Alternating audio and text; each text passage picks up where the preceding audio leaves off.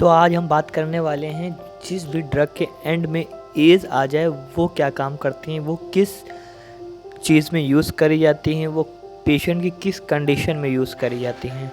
जिस भी ड्रग के लास्ट में एज आ जाए तो वो क्या होते हैं, वो जो भी हमारे बॉडी के अंदर ब्लड क्लॉट बन जाता है उसको डिज़ोल्व करते हैं। ऐसी मेडिसिन्स को हम थ्रोम्बोलिटिक मेडिसिन्स बोलते हैं। अब इसके एग्जांपल हम लोग देखते हैं। जिसके एंड नेम में एज आए तो उसके एग्जांपल्स क्या क्या हैं। तो सबसे पहला एग्जांपल है स्ट्रेप्टोकाइनेज। काइनेज में आखिरी में एज आ रहा है, इससे हम लोग क्या रिलेट करेंगे कि जो एज वाली मेडिसिन है ये ब्लड क्लॉट को डिज़ोल्व करने में हेल्प करेगी और थ्रोम्बोलाइटिक कैटेगरी की मेडिसिन है। दूसरा एग्जांपल इसका हम देखते हैं यूरोकाइनेज। इसके लास्ट में क्या है, एज है, तो इससे हम क्या रिलेट करेंगे कि ये भी हमारी जो मेडिसिन है ये ब्लड क्लॉट को डिज़ोल्व करने में हेल्प करती है।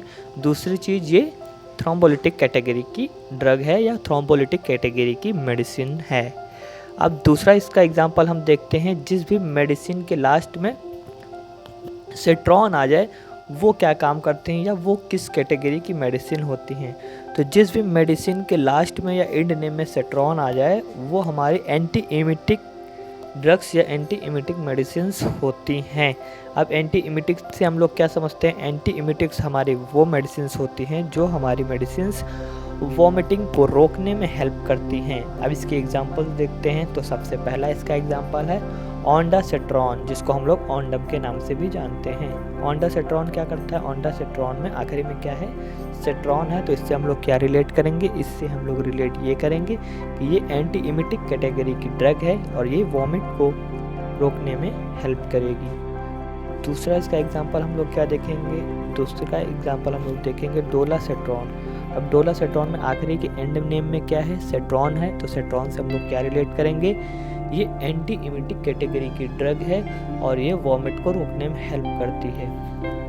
अब तीसरी कैटेगरी की हम लोग ड्रग देखते हैं जिसके एंड नेम में निडाज़ोल आ जाए। तो जिसके एंड में निडाज़ोल आ जाए वो क्या करती है, वो हमारी जो भी पैरासिटिक से होने वाली डिसीजेज हैं, जो पैरासाइट से होने वाली डिसीजेज हैं, उनको रोकने में हेल्प करती है, उनको ट्रीट करने के लिए दी जाती है। निडाज़ोल कैटेगरी वाली जो ड्रग होती हैं वो एंटी पैरासिटिक ड्रग्स होती हैं। अब इसके एग्जांपल्स हम लोग देखते हैं। तो सबसे पहला एग्जांपल क्या है, ऑर्निडाज़ोल।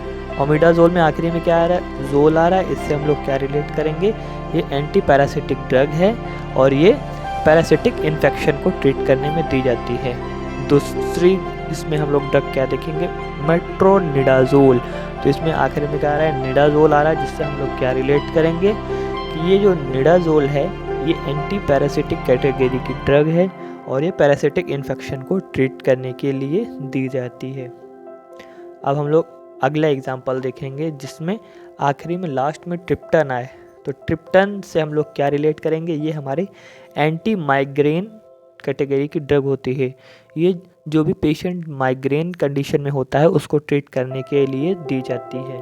अब इसके एग्जांपल हम लोग देखते हैं, रिजाट्रिप्टान। ट्रिप्टान से हम लोग क्या रिलेट करेंगे कि ये जो हमारी ट्रिप्टान है ये क्या है, एंटी माइग्रेन कैटेगरी वाली ड्रग है और ये माइग्रेन से सफ़र करने वाले पेशेंट को ट्रीट करने के लिए दी जाती है। दूसरा इसका एग्जांपल हम लोग क्या देखेंगे, सुमेट्रिप्टान। तो सुमेट्री में आखिरी में क्या आ रहा है, ट्रिप्टान आ रहा है, ट्रिप्टान से हम लोग क्या रिलेट करेंगे, ये हमारे एंटी माइग्रेन कैटेगरी की ड्रग है, ये माइग्रेन को ट्रीट करने के लिए दी जाती है। ऐसी ही और भी चीज़ें जानने के लिए सब्सक्राइब करिए।